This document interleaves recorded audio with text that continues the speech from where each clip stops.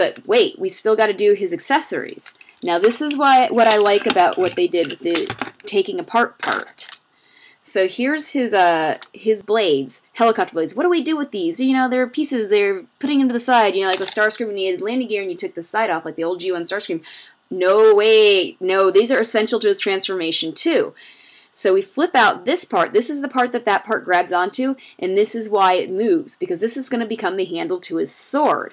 And then we flip this side this way, and he's got a sword.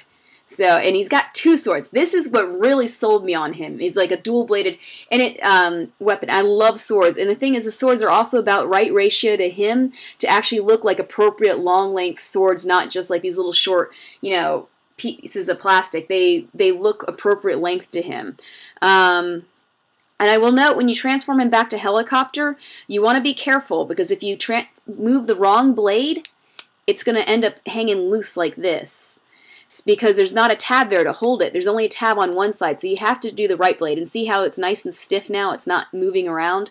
So yeah, just make sure you put the right blade down, or you're going to think that your toy is broken or it got really loose. But it didn't. It's because there's one side that's appropriate to do that.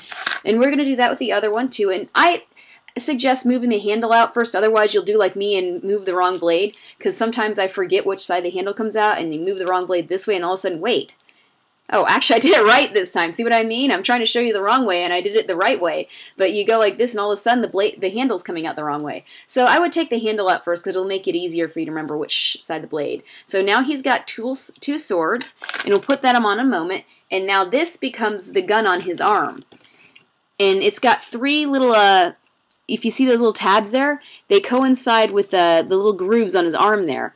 And you can put either arm is fine to put it on. I think that this was the arm in the TV show that it was put on, so I put it on this one. And I think that my video camera is showing it wrong because it's doing like a mirror image, so it looks wrong to you guys. But if you're actually seeing this in real life, this is the proper arm for the animation that his gun was on.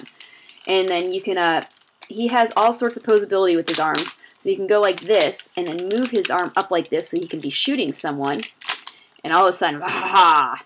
But the one thing, and I forgot to do this part of the transformation, that'll stop you from totally aiming it, is that you're supposed to actually move these this way, and his arms will not move in place because this is getting in the way. So once you move that, his arms should move. Oh, I think you scoot this backwards, and the arms go forward like this. So now these are more further back. His arms are further forward. It's a small, subtle difference, but it does look better, and I guess it actually lets you pose his arm better. So now he can actually shoot at someone, because he's got enough room behind there to move that. If you don't do that, he's not going to have the room to move his arm, and you won't be able to pose him shooting at someone.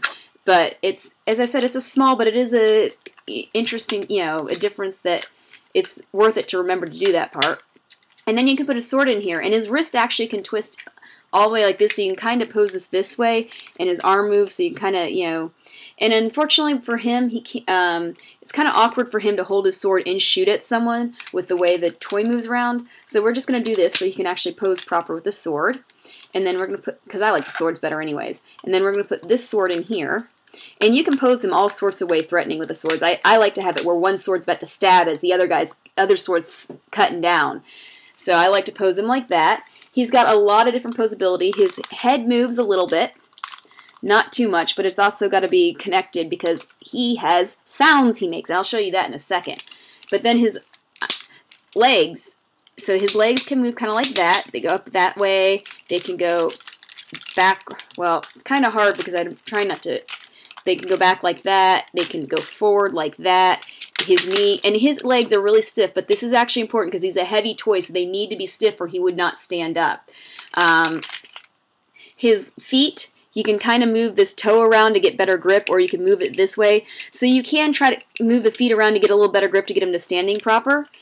And then this actually should go down. This is his little armor plates. That harks back to the original Megatron. And I do like that. He definitely has elements of the original Megatron. Apparently also this part right here harks to like some Super Megatron. I don't know much about it. I just remember reading about that they did take some tributes from a Super Megatron. But it also looks, even if you didn't know that, it looks like they kind of put his own design but made him look like Megatron. Also, let me say, the animated character Megatron, he is probably of the Megatrons I've seen, the most threatening, serious guy you would not want to mess with. He's down to business kind of guy. The first thing he does once he gets his body back is kill Starscream. He doesn't sit there and mess around. And he's very threatening. They do a good job of making this is some guy you did not want to mess with. He was definitely some scary guy to be scared of. And, you know, you cannot see him, he's pretty much, he's very arrogant, everyone is below him, and it's not just, he goes, oh, you're below me. He doesn't even consider, people are in his way, they're just in his way. He doesn't even, like, consider them enough to actually, like, taunt them. They're just get out of my way. If you've ever seen Sashomaru from Inuyasha, kind of that kind of personality where he doesn't even give a second thought that the people below him are ants. They're not worthy of even thinking about.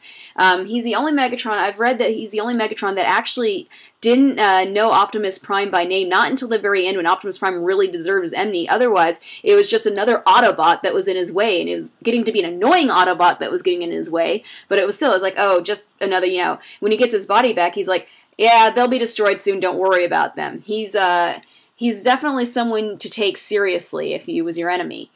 So let me show you his gimmick, and the voice does sound a lot like the guy who voice acted him. I don't know if they actually got the guy to do it or not, but he says 3 phrases. That one was crush the Autobots. Which I think that one's kind of, it seems a little off to his character because he doesn't seem the jovial kind of guy. As I said, he seems a very serious, kind of more serious and not really like evil laugh, but more pissed off, angry kind of bad guy. Where is the old spot? So those are the 3 phrases he's saying, and he is an awesome toy for an awesome character. Definitely if you like the animated series, he's definitely worth it. And he's a really, really, really big toy, so I haven't been able to do as many close-ups. Oh, one more close-up. Let me show you what his face does when he, so notice, like, the top of his head,